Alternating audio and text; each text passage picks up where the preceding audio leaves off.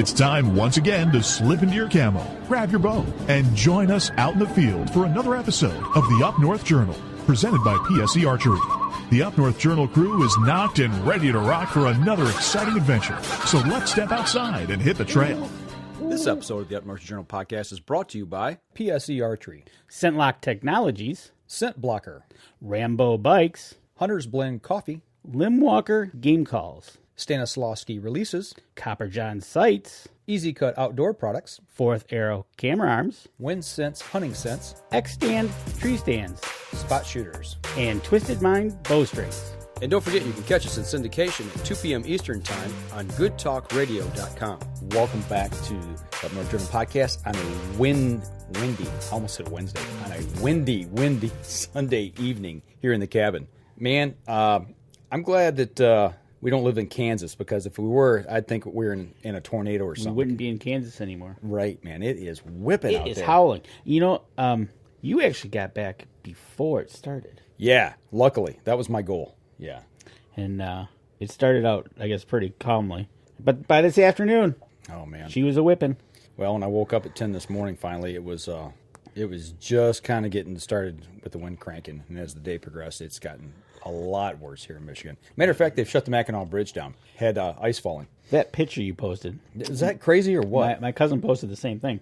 I tell you what, would that not scare the heebie-jeebies out of you when they hit your windshield? You know, we've at the TV station I work at, not our primary transmitter tower, but our tower that transmits to our main tower in Chesaning.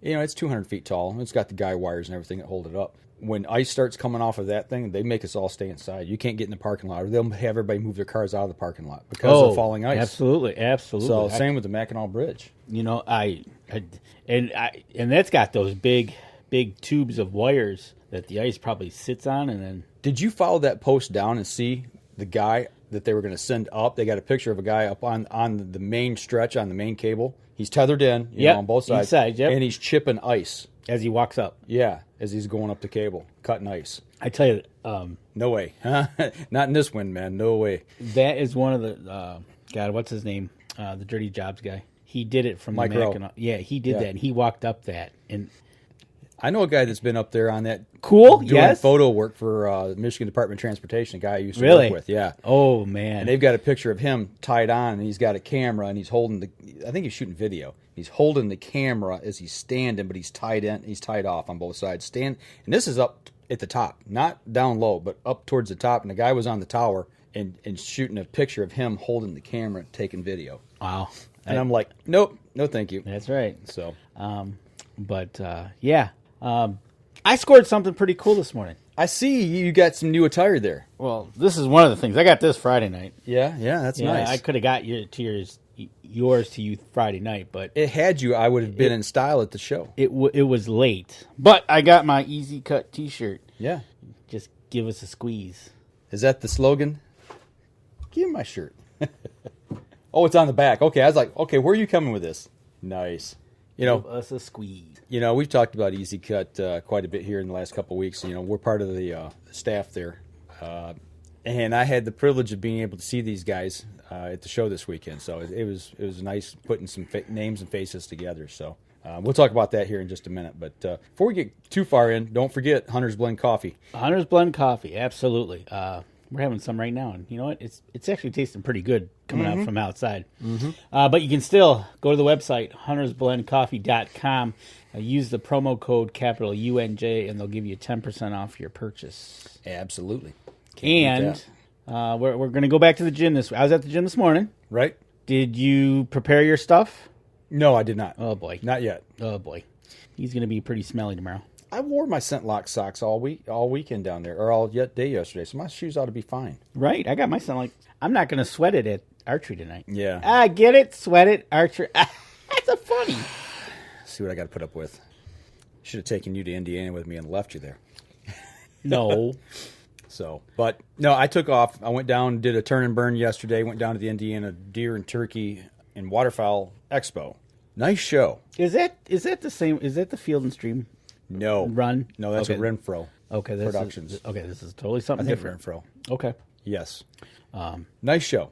It looked... Okay, so you showed some pictures. I caught a couple pictures you posted, and there was a couple times it looked packed. It was packed. Like shoulder to shoulder packed, where it was. If you were going one way, that's all you were going because you weren't turning around. You couldn't swim upstream. That's what I mean. Yeah, I mean, it was packed. That show, it's if I had to compare it, size wise, bigger than Outdoorama, not as big as ATA, but it's supposed to be supposedly the second biggest public show east of the Mississippi. You met Kevin Marsh this weekend? Oh yeah. Hey, Kevin. He's glad he could put a face with the name. I'm so sorry for him. Actually, I saw Kevin.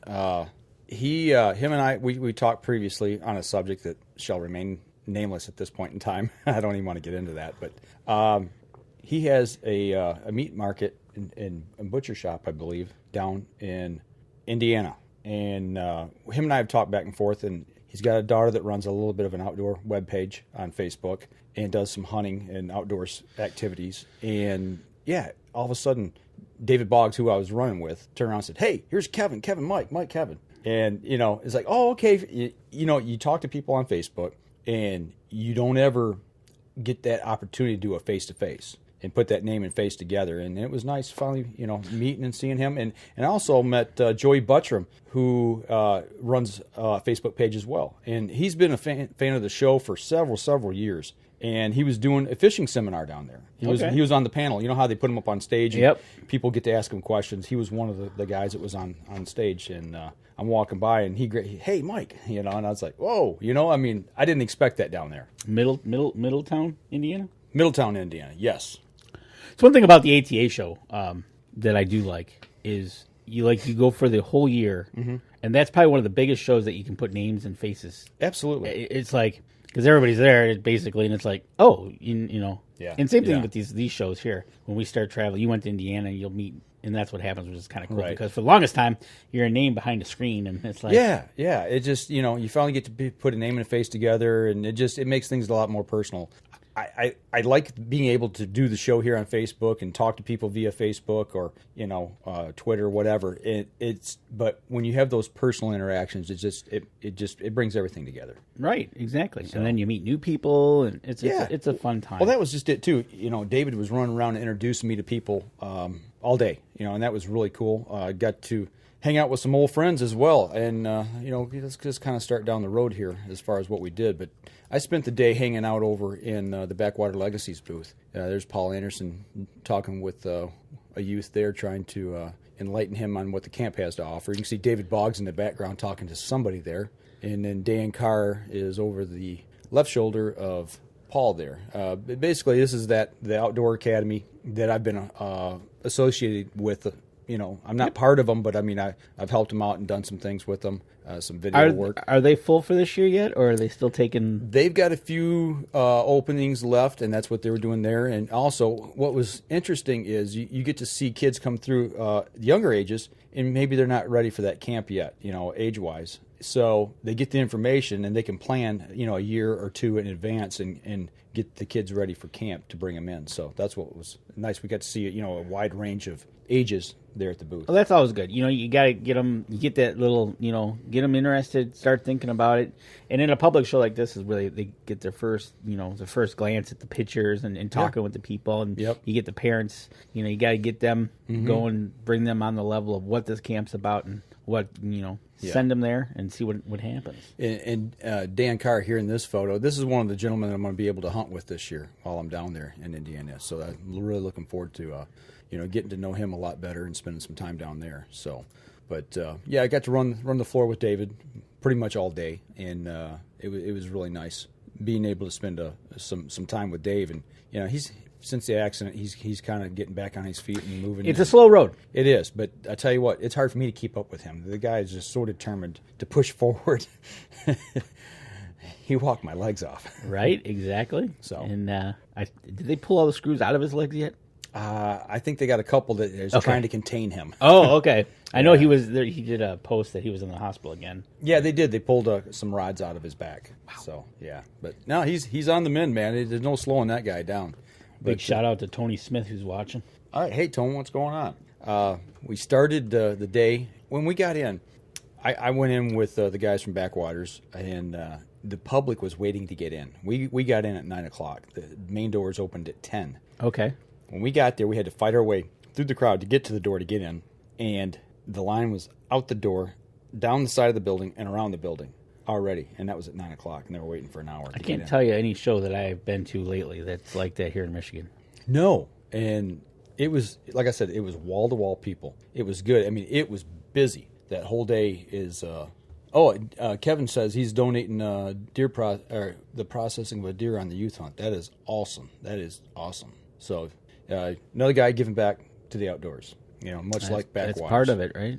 But stopped by and saw Scott and Jerry from EZ Kut. Seeing as how you got the new attire on here, I thought got the new shirt. We would give them a little shout out here. But I stopped by and talked to them before the show opened, and then when the show opened, I went back. I wanted to see how the booth was running.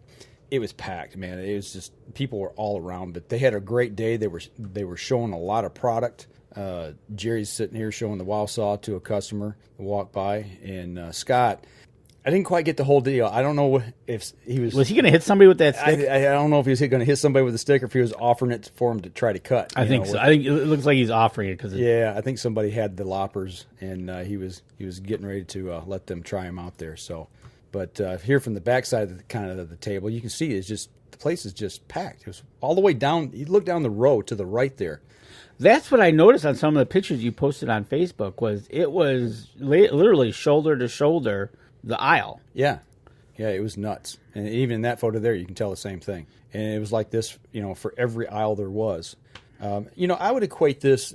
The thing about this show is here in Michigan we have our Deer and Turkey show, and then we'll have our boat show, and then we'll have an RV show, and then maybe like an SCI outfitter show. Well, we also got. I would equate from what these pictures look like. Mm-hmm. This is probably about the equivalent to our Woods and Water. Yes, it reminded me a lot of Woods and Water, but bigger. The thing is this show, it had them all wrapped in one, but they were all in separate areas or buildings there in the Indiana State Fairgrounds, and they had these tents connecting the buildings, so you didn't have to walk outside. They were heated; it kept you dry. The wind wasn't hitting you. There was no snow, no slop. I mean, it wasn't that cold down there, but the point is, you could go from one building to the next and not have to worry about the weather. Right, which was really exactly. Nice. And and that's the thing, especially when you got something you're going to be spending all day there. I take it. Right. Yep. Absolutely. You go in and you had the hunting section or the hunting building. Then you had the power boats part. Okay. Or just power boats, and then you go into the RV section, and then you go into what was called Tackle Town, which was all fishing gear, and then they had the outfitter section. In a separate building. We didn't make it back to that one. We simply ran out of time. That's exactly what Outdoorama, which is coming here next week, right, used to be like years back at the State Fairgrounds. They had the two buildings. One was all outfitters. The other one was all your... It's all inclusive. Yeah. And we don't have that anymore. That's... I don't know. I don't know if it's good or bad. It's different. The West Side show, Weller's, is pretty big, right? But I don't think it's as big as Complex. It sounds like no. So you got to watch because at that they're stuffed into the outside of the hallway, right? As well, right? So it depends on what your place that you're hosting has to offer. Yeah. But so good. It sounded like it was. It started on Friday. Actually, this was the last weekend. It was a 2 week, covered 2 weekends, like 10 days. Really? Friday through the following Sunday. But the hunting part of it was just, I think, Thursday, Friday, Saturday, Sunday. Really? Or Friday, Saturday, Sunday. I can't remember which. Yeah. But all the other parts were already open, and had people going through them. But so the all-inclusive part with the hunting as well was just this last weekend, long weekend. Anybody going down to the Dixie Deer Classic next week's in Raleigh? Jeremy Snyder is going to be having showcasing the EZ Kut there next weekend. All right. So you guys want to check out EZ Kut? If you're down in the Raleigh area, stop by and see Jeremy there at the booth. Jeremy, what booth are you going to be in? Let us know. Yeah. Ken Cicluna, you're right. Yeah, it looks like the Hunting Time Expo in Grand Rapids. That's a good show. Yeah, I've always liked that show. But this one's definitely bigger than the Hunting Time Expo by far. I mean, just because the fairgrounds are so much bigger. Right, exactly. And that's the thing. It depends on like I said, what places host you is going to limit you. Right. And so, go ahead. Like Outdoorama, they've split it in half. One is the Outdoorama show, and the other half is the cottage show. Right. Yep. So I tell you what, let's go ahead and take our first break. We're bumping up here on time, so we'll get that out of the way. When we come back, we'll talk a little more about what we saw down there this weekend. We'll be right back after this. PSE Archery has reinvented the way you buy bows. From now on, you can make the most educated decision possible by basing your bow choice specifically on your shooting needs and goals. All you need to do is ask yourself, what kind of shooter am I? What do I want to achieve? PSE will help find the right category for you. So, what kind of shooter are you? Find out at psearchery.com.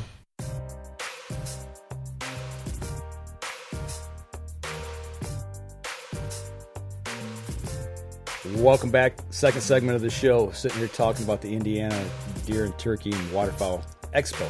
Got to make sure you call it the Expo. Well, it's not a classic, it's the Expo. So, we talked about Jeremy going to be down there at the Dixie Deer Classic. He says, with the Mason-Dixon Experiment and Tree Stand Safety Awareness Association. So that's where he's going to be. In booth J12 and 13. So there you go. Go down there and see Jeremy down there at the show. Right.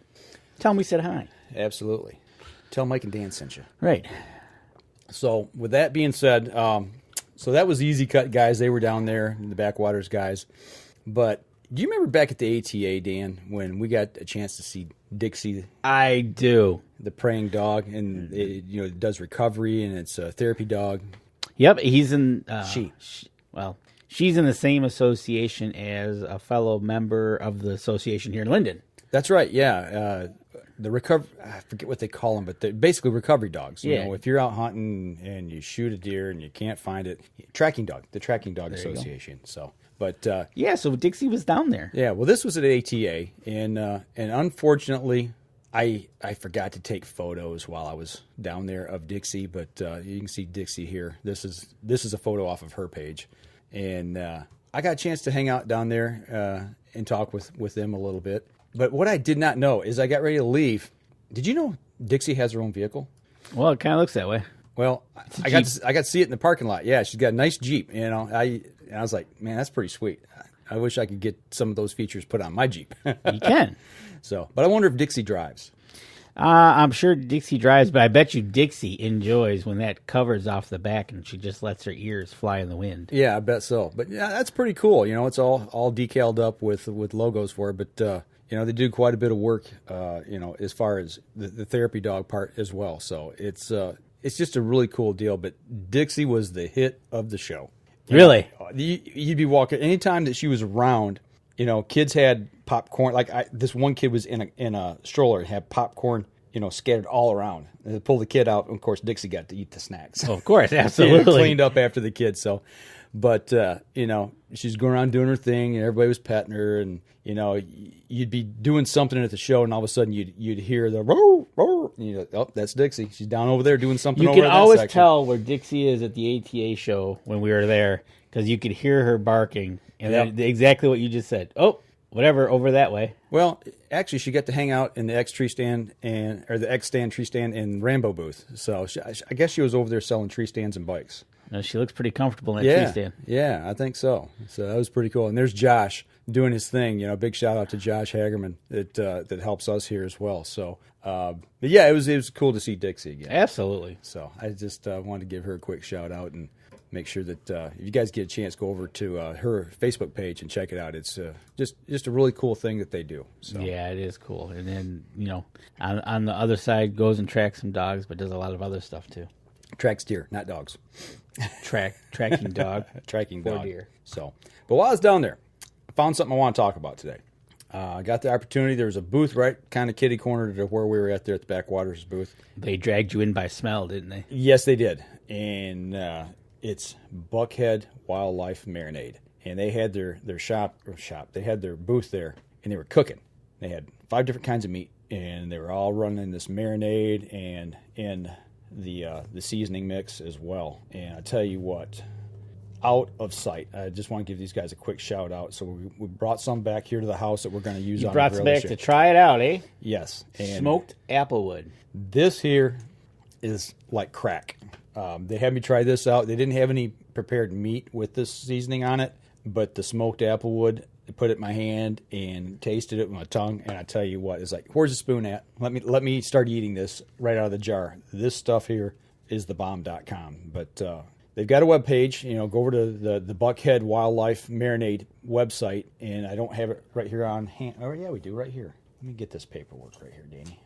It is www.buckheadwildlife.com. So you can check Or you can call Jack. Or you can call him at 618-973-7358 and get you some ordered. Did you try some meats? Did you try the meats that they had? Yes, I did. Many times. Many times. Would you make a lunch out of it? Tried to. Tried? Nice. They had some pork. Tried that. The first thing I tried was chicken. And that's the thing, is this is just not for wild game meat. It's for really it's for anything, right? For any meat that you want to prepare. And this also helps to tenderize the meat as well. But we tried chicken, we tried the pork, we tried goose, we tried duck, we tried venison. Good. Good. I mean, I've had a lot of marinades, and honestly, I've used some of the more popular brands. Actually, some of the stuff I've gotten that I've been using recently, I would wait till I would go down south to my dad's, and I'd buy it by the case down there. And bring it back? Yeah, just because it was. I thought it was good. And it was good, you but can't this stuff find is it up awesome. here. Right, but this stuff here is awesome. I can't recommend it enough. So if you're looking for a new marinade to try, I highly recommend it. Give it a whirl, huh? Yep, give it a whirl. Absolutely. Why not? I'm Okay. hoping to break some deer meat out here maybe next weekend and do a batch up. Why don't you do that? Yeah, I'm thinking about it. Well, you should. Don't think about it. Just do it. You're just wanting to eat. That's all it is. Yeah.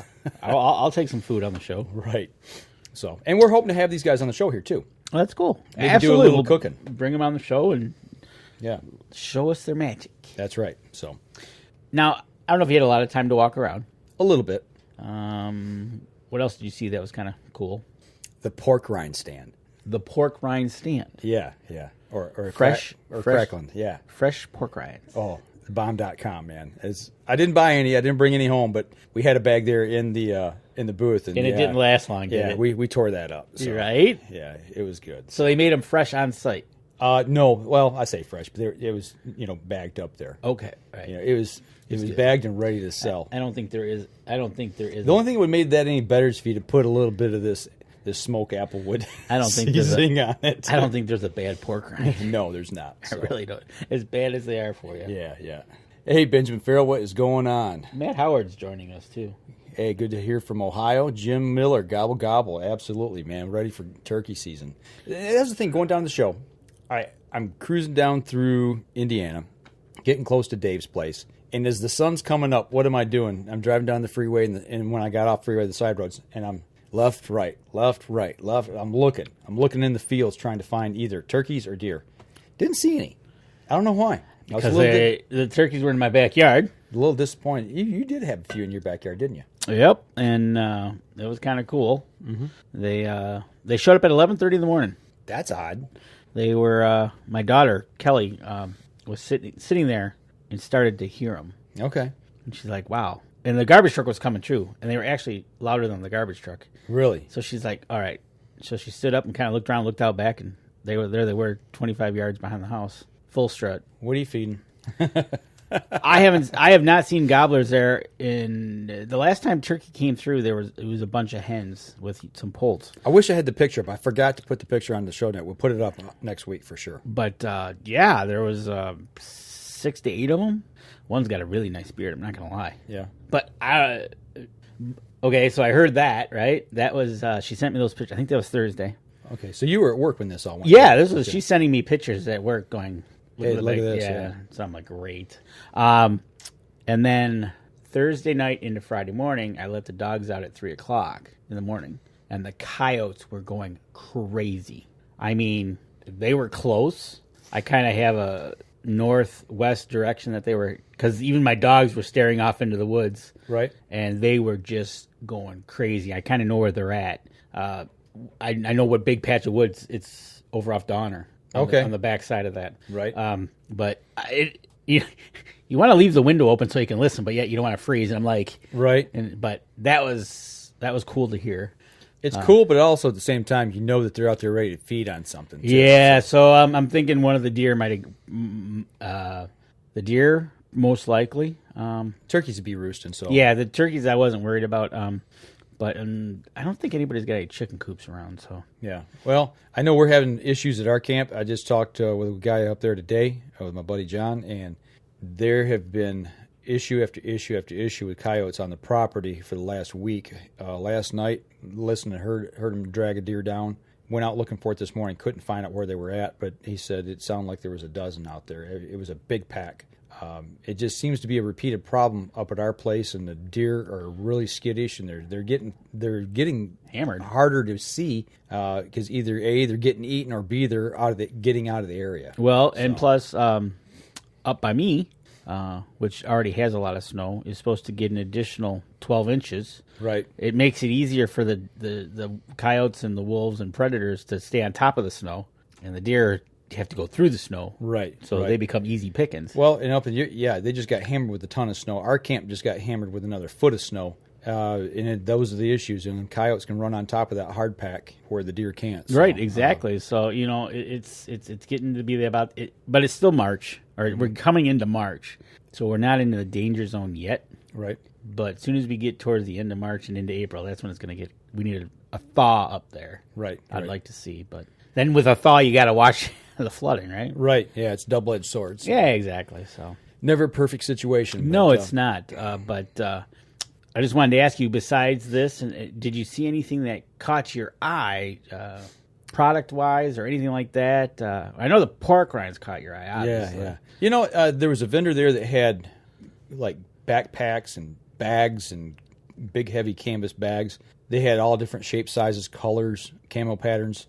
And the prices were really, really reasonable. If I'd have had a little more time, I'd have done some more investigating. David told me he's worked, talked with him before. Stuff's really well built. They had some interesting concepts and shapes and sizes of bags, for maybe like a day pack that you're going to be on a hike with, like a backpack style, but maybe a little smaller, more like, the size of the old first cell phone bags you put in your car. That right. You could put a GPS in, put maybe your wallet in, and some different things, and you carry on your side, or maybe even camera equipment bags style things, and then big day pack or big pack bags where you put in a ton of clothing, or maybe a bedroll or something of that nature, along with some other things. I wonder if he's going to be here next weekend. I don't know. There is a group. There is a vendor there that has the same exact stuff. Okay, probably is. Probably makes the circuit and tours the circuit. And you're talking about at Outdoorama, right? Yep. And I know EZ Kut's going to be down at Outdoorama, and hopefully we're going to be able to be down there and talk with them and see them. And I'll probably be down there Thursday night, big buck night. I'll probably go then. Okay.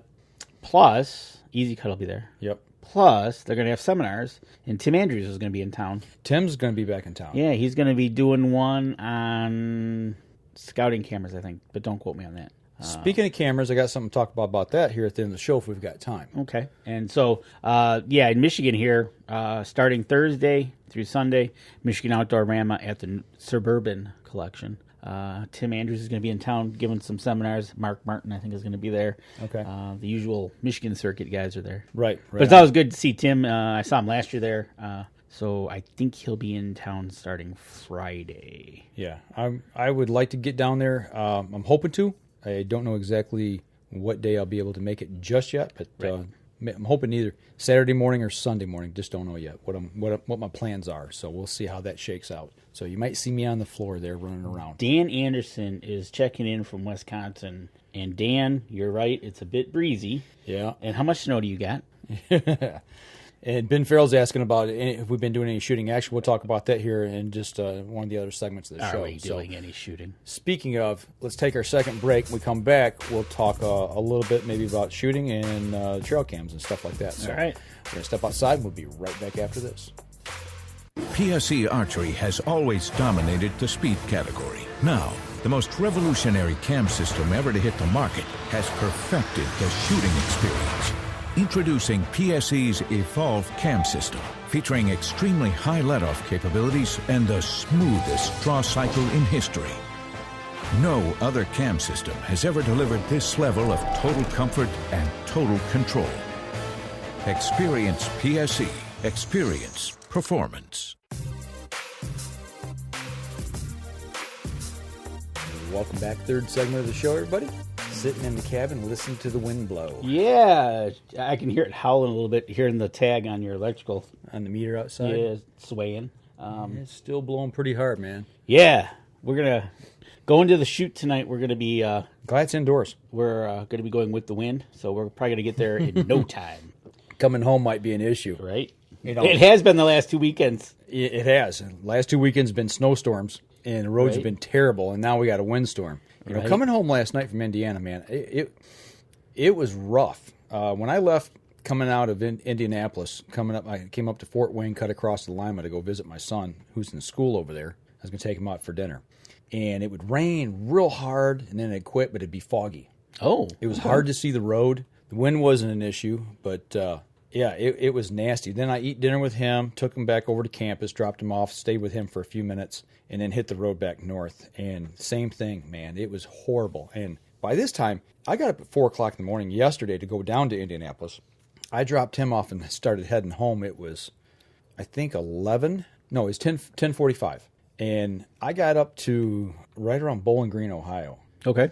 And it's one of them where, man, you're just prying your eyelids open trying to stay awake. I'm like, okay, rest area, that's enough. Pulled over. Take a snooze? Yeah, for a half hour, set my alarm on my phone, and I slept hard for a half hour. When I woke up, got back on the road, and I made it home. But it was 1:45 in the morning. So in 22 hours, I had a half hour sleep. Yeah, it was tough. It is tough, especially when you're alone. Yeah, turning and burning, man. It's but you do what you do for the outdoors, going to these shows. Well, you get to see your kids. son too. You see your kids. Yeah, it's it was the best couple hours I've spent, with him. Quality time in a long time. It's just, when you're home, he's running here, running there. I'm running here, running there. Right. And you take it for granted that you got your kids home from school, and you just, you don't maximize your time as much. But yeah, those 2 hours were good. Good. Oh, Dan Anderson's reporting in. He doesn't know how much snow he has because it's blowing all over the place. Mm-hmm. I kind of believe that. I bet. But yeah, so it's good. Good to hear that. We'll give a report back on the shows. We got a couple shows coming up here in the next 2 weekends. Outdoorama is going to shoot next weekend, and then Field and Stream is the weekend after, I think. Okay. All right. So, well, you mentioned trail cams. Yeah.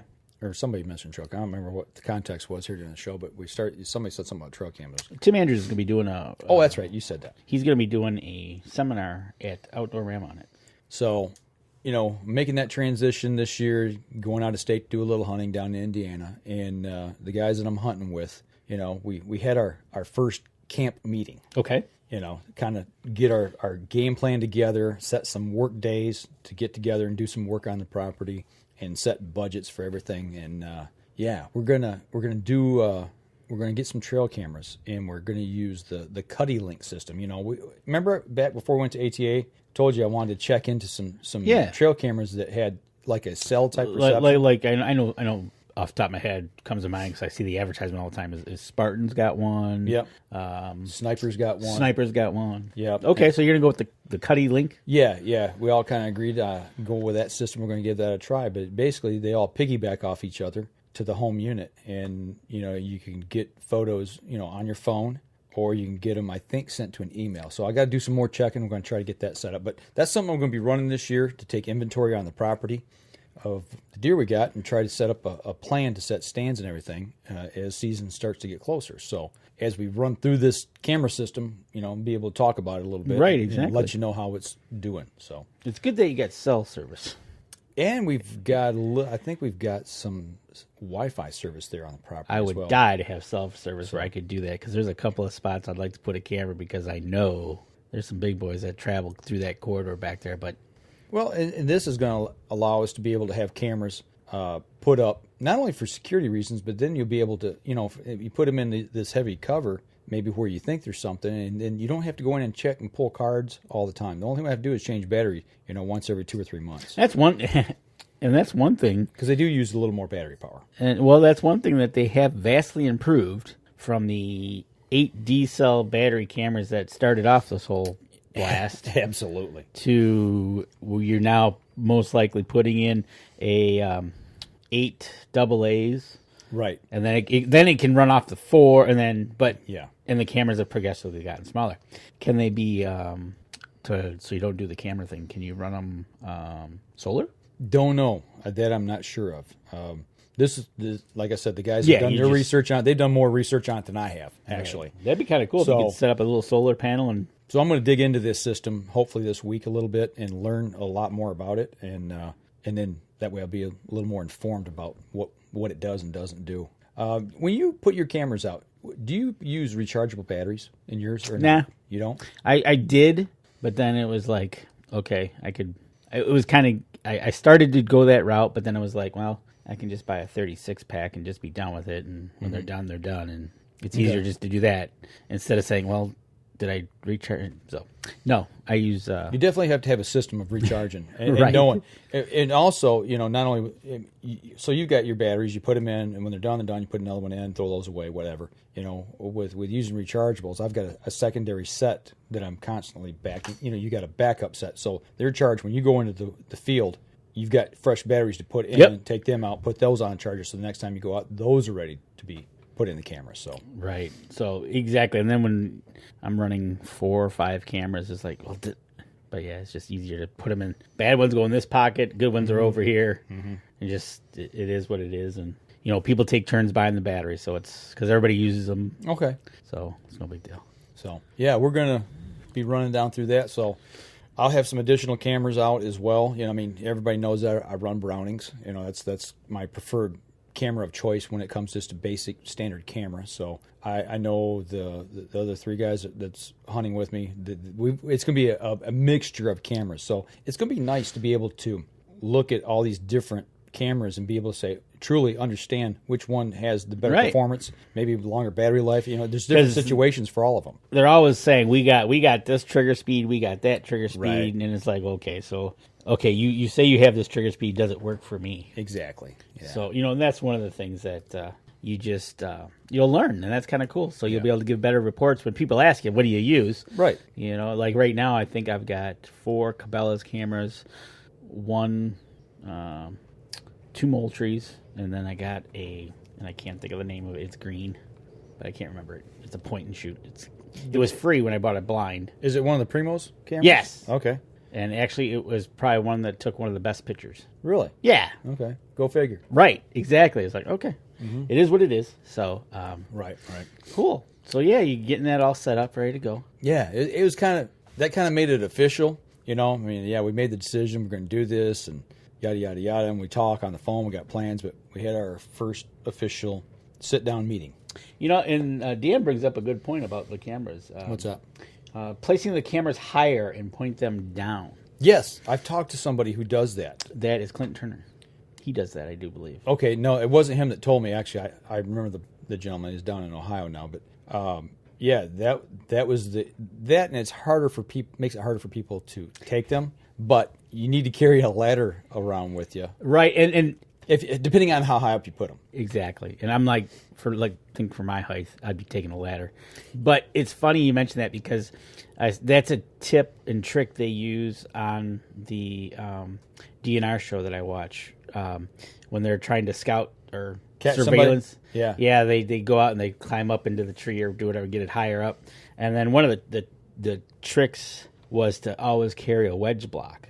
So you can point it downwards. So you can put it in the back of the camera and tilt it forward. Right. So that's always kind of cool. Yep. But yeah, you're right. And plus, that gives you a different perspective on different bucks. Right. It gives you a better view of if you're looking for their headgear, age structure, you're trying to get a better view. It gives you not just a side view at hip height or eye height or whatever it might be for us. Right. But it gives you a totally different view. What the seminar that Tim's going to give, what day is that?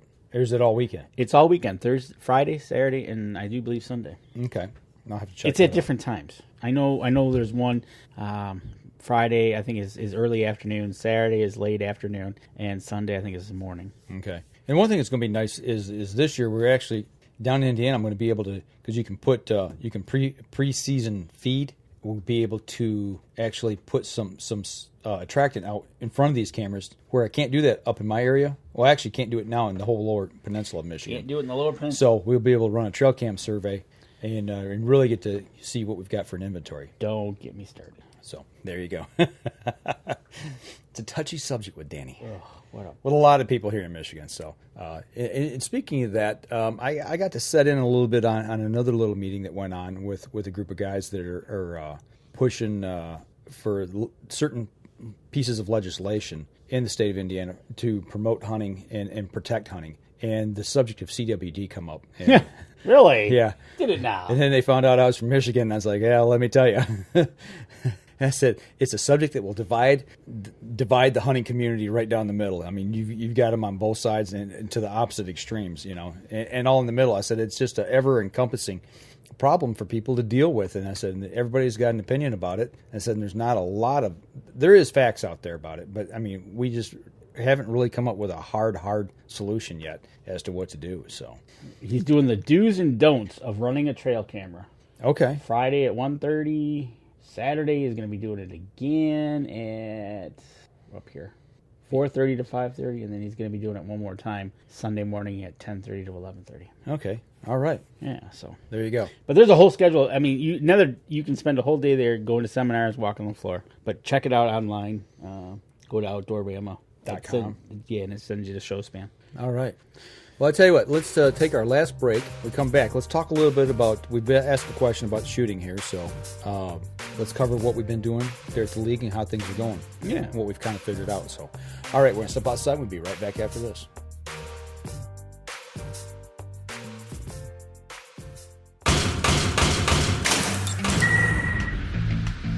Acceleration is part of PSE's DNA. PSE pioneered the speed movement. Now they've developed the vapor category to help you find the most powerful bows on the market to fit you. High speed equates to intense power and building the momentum you need to be successful. Are you a vapor shooter? Find out at psearchery.com.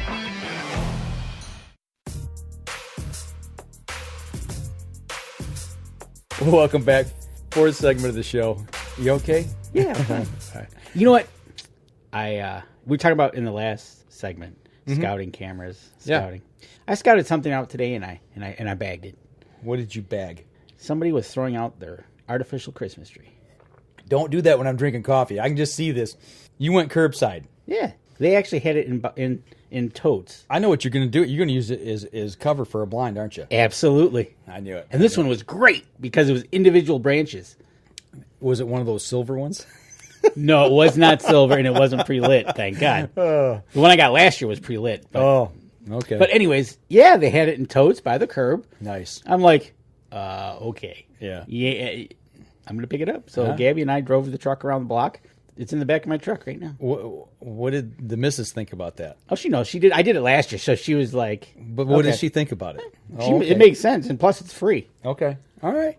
There you go, folks. It's actually a pretty good tip that you can use for your blinds if you want to put something on them like that to help break up the silhouette of them. Use it to brush them in, especially pop-up blinds. Right, exactly. And it's natural, and it stays there all year. So if the trees around you or whatever might die, you still got that green. Yeah. But, I got a couple things. You see that by Charles Byram? Yeah, Charles just chiming in here, replying back to Dan about putting the cameras up high. It says that he's been doing it for a couple of years now and probably has gotten triple the amount of pics of mature deer. So it's helping him out in the field. So, yeah, I've heard of more people doing this here in the last couple of years and having success with it.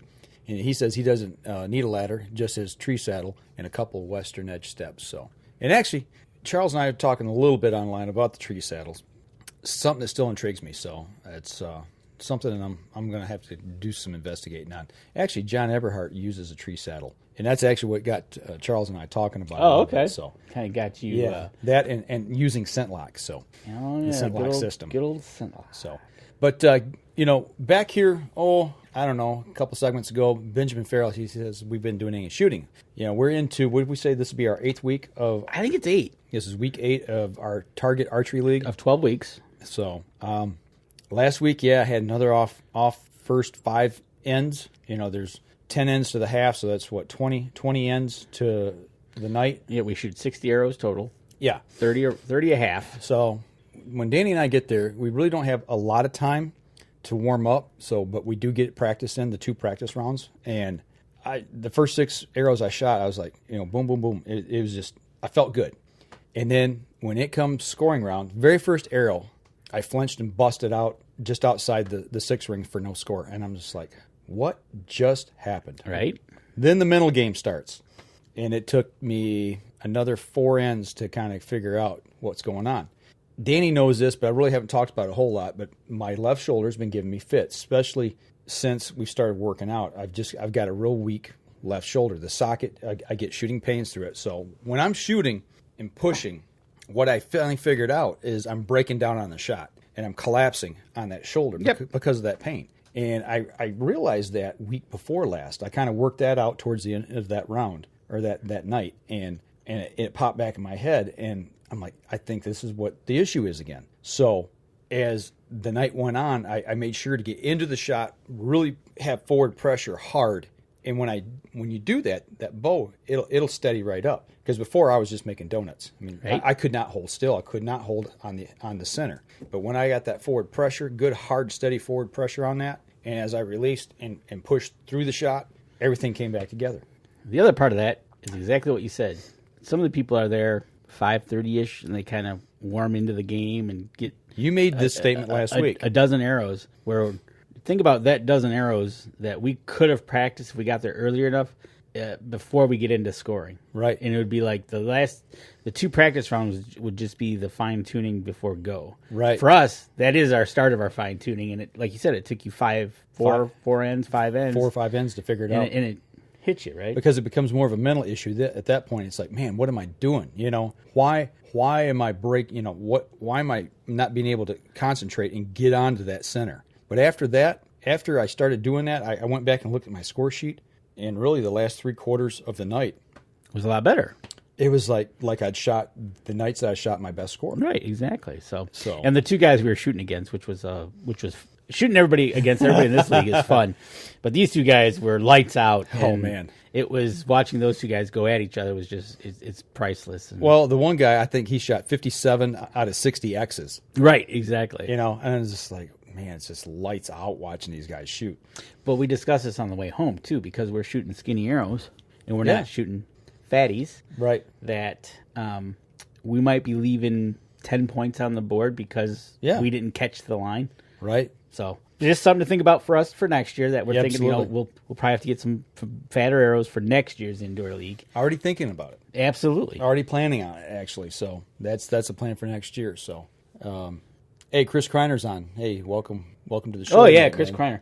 You missed the coyote talk earlier. The coyote gunner. So, Ken's talking about the tree saddle changed the game for him too as well. He loves it.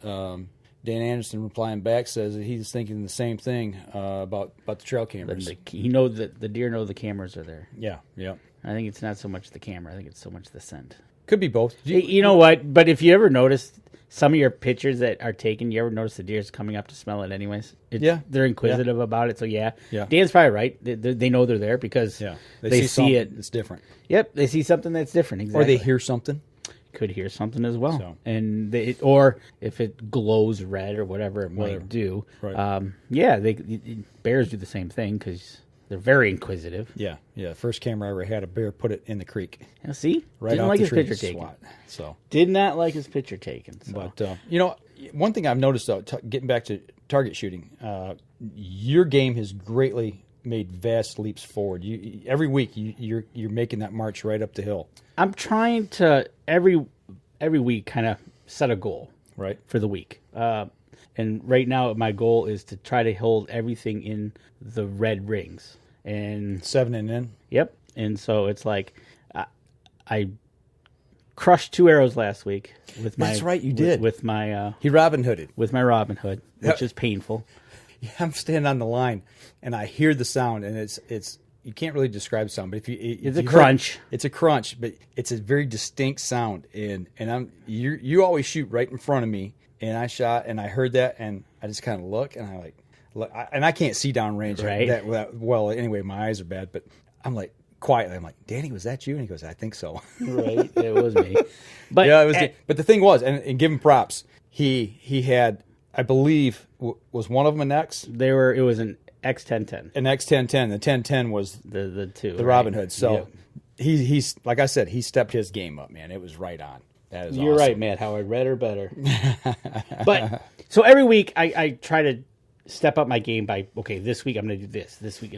And so far I'm now down to the red. And last week I think I had 4 outside of the red. Yeah. And so it's like, okay, incrementally I'm going in the right direction. Yeah.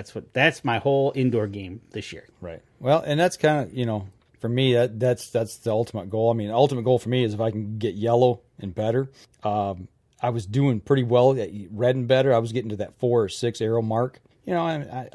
I'll flinch on a shot. It happens. Concentration breaks down. But like I said, the last couple of weeks, actually, the last 3 weeks have been really painful on my shoulder. And that's what I've been working we're through. seeing that when we're lifting weights. We're depending on which... We do shoulders on Thursday night, and I think that's what aggravates it. Shoulders on Thursday nights, but arms on Tuesdays doesn't seem to bother you as much. But not when at we all. move to shoulders, it becomes, and you can always... It's kind of odd. You think your right arm is stronger than your left, but I'm finding that to be different, which is kind of weird. Yeah, I don't know. I worked out today, and I thought about it after I worked out, and I went, uh-oh, I got to shoot tonight.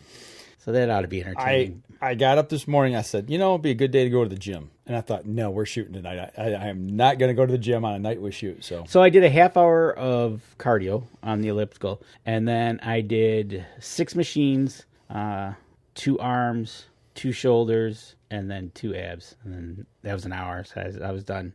And then I got to see our local celebrity there. Ah, okay. Yeah. So, but anyways, I was with Gabby, and so it was fun. And so we'll see tonight. I'm gonna stop. We're gonna get out of here. I'm gonna pick up my can of Mossy Oak Pursuit for my evening drink. If you want to know who Danny's talking about, PM him, and he'll send you a link to who we're talking about. Yeah, it's an interesting. When he told me who was in there the first time, I didn't believe it, and then when he showed me, I was like, "OMG!" Right? Yeah. So, anyways, he's on YouTube. He is. He's on YouTube. Instagram sensation, I guess. Yeah. But anyways, so we're gonna get out of here. But as far as shooting, I think this indoor league for both of us has been very good. It's been good and eye-opening as well. Eye-opening, and it's just kind of tacking on more things that we're gonna have maybe for next year. A lens. Yeah. I'm thinking about maybe getting one in the next couple weeks. Bigger arrows. Yeah, definitely. And changing our rest. Changing the rest, yeah. And for me, I definitely got to get to the eye doctor and get my eyes checked again, even with my glasses. Now, last year I had to start shooting with glasses. There's no way I could even think about shooting anywhere near 20 yards and out without having glasses on. Couldn't focus on the target. I couldn't see it. It's just too blurry. And now my eyes have changed again. I can still see it, but it's not crisp and clear. I cannot see that 10 ring, and I think a lens and getting my eyes checked and new glasses is going to help greatly. And I hope, maybe I'll talk to Jim tonight, but as far as lens power selection, right? I'm hoping he could bring some, and I'd like to try different ones because we've heard everything across the board. I've heard from an 8 to a 1, yeah, and everything in between, and I'm like, okay. I think it's more like personal preference. It's got to be, because the one guy shooting Vegas was shooting an 8. Yeah. And I'm like... And then other people are saying, well, I shoot a 2, or I shoot a 4, I shoot a 6. And it's like, well, wait a minute. Yeah. Time out. Well, why is it all across the board, but it's just got to be personal preference? But then they say, okay, for indoor, you want a higher power. But then when you go outdoors you want a bigger power because you're shooting longer distances. Right. Yeah. I don't know either. So we're gonna stay tuned. We're gonna play with that as well. So yeah, exactly. So, but so far for this week coming up, it looks like hit the Outdoorama and kind of check out the outdoorsies. Find out who's going to be there, who's going to be in town. Okay, Chris Cryer, quick tip here. He says the infrared can tip deer off and other critters off too. A lot of times they'll look right at the camera even when they are a ways out. I agree with that. I mean, because even the human eye, when you have those no flash or red flash infrared, if you're looking at if you're looking at the camera and it goes off, you can see something. You get the red glow. Yeah. Well, there's a thing there that hits you that you can actually physically. You can see a little. So something. if you do that at an angle, it'll be down at their feet. Well, it doesn't hit them directly in their eyes. And a deer's eyes. The one thing that we learned in the deer steward class is the eyes. The deer's eyes the pupils are not round. They're slit. They're horizontal. Oh, they're horizontal. Okay. Because what they're doing is they're scanning. They're not so much worried about. They do now that they look up, but that's because of us. But in nature, they typically don't have predators that they're worried about that are up. They're more concerned with what is on the horizon, and that's what they're scanning. They're scanning that whole horizon, and that's why their eyes are slit, so they can gather that peripheral as well. That's why they can see up to 300 degrees. There's only a 30 or a 60 degree cone behind them to where they can't see. Right, and that's the thing too. Is when the deer looks up, you're right. That's because something is. We've educated them. Is either educating or made a noise up there. True. That like a squirrel will do that. Yep. So 360 or 300 degrees is what they 300. That's they their have 60 knots. Field of vision. Yeah, there's 60 degrees behind them. There's a cone directly behind them, 60 degrees that they cannot see. Plus, their head's on a swivel anyway. Right. So, but you think about that when you've looked into a doe's eyes. I have. When you look to it, you can see the slit. Yep. And they're built that way is for that peripheral vision on the horizon. And even when they bend down to eat, their eyes roll up. And I forget there's a term for that. But that way, as they're eating, they're still looking and scanning that 300 degrees for predators. Yeah, yep. It's just for survival. So when you see them grazing like that, so that's good to know. Well, I'll tell you what. Let's go ahead and wrap up the podcast. Yeah, let's wrap up and head to the archery range. Bombo Genesis our way down to who we got on the show next week. Next week, ladies and gentlemen, show announcement. We are going to be having the one and only Bobby Vargas on the show from PSE Archery. And if you've known our live show from ATA this year, and obviously videos we've done with him in the past, he is the man, the myth, the legend they call Bobby Vargas. And we're going to talk about 3 different types of bows, and we're going to have him live on the show to run through them. And because these bows are, one, going to be good for turkey season, and one is going to be good for target, and the other one is crossbow. So there you go. So make sure you tune in next week. For the podcast people, that'll do it for us this week, folks. And don't forget, you can catch us in syndication at 2 p.m. Eastern Time on goodtalkradio.com. This episode was brought to you by PSE Archery, ScentLock Technologies, Scent Blocker, Rambo Bikes, Hunter's Blend Coffee, Limb Walker Game Calls, Stanislawski Releases, Copper John Sights, EZ Kut Outdoor Products, Fourth Arrow Camera Arms, Wind Sense Hunting Sense, X-Stand Tree Stands, Spot Shooters, and Twisted Mind Bowstrings. Thanks for listening, and join us again here next week. Until then, remember, as we always like to say, if you're out on the water or in the woods, shoot straight and be safe. Until next week on the Up North Journal.